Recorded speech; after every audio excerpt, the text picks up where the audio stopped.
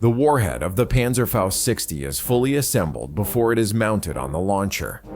At the rear of the warhead sits the KLZ-DLG-34 booster charge, a small but powerful initiator for the shaped charge. Above it, the FPZ-8003 inertial impact fuse is installed, a fuse that only arms itself after the projectile receives its initial launch acceleration. Once the warhead is complete, it is placed onto the front of the launch tube.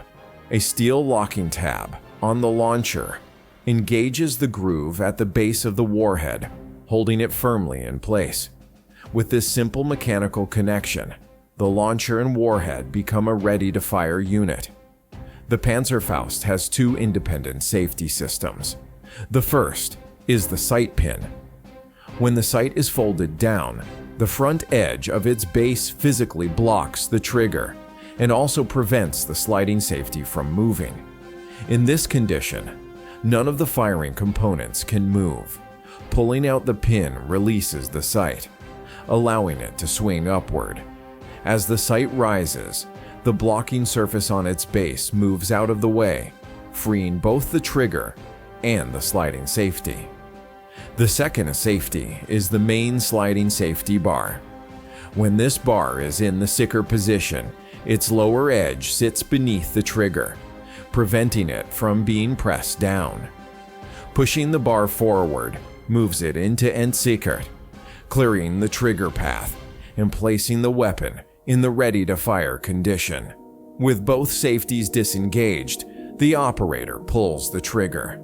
As the trigger moves downward, it flexes a spring steel firing strip running along the launcher's body. This strip acts as its own spring, storing energy as it bends.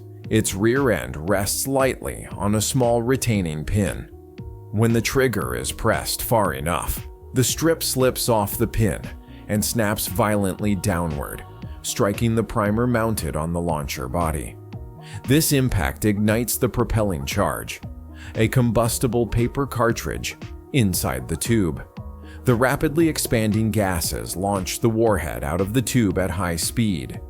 The moment the warhead leaves the launcher, the stabilizing fins deploy, providing flight stability.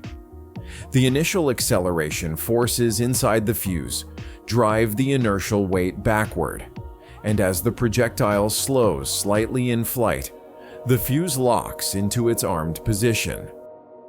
On impact, the warhead decelerates abruptly, while the inertial weight inside the fuse continues moving forward.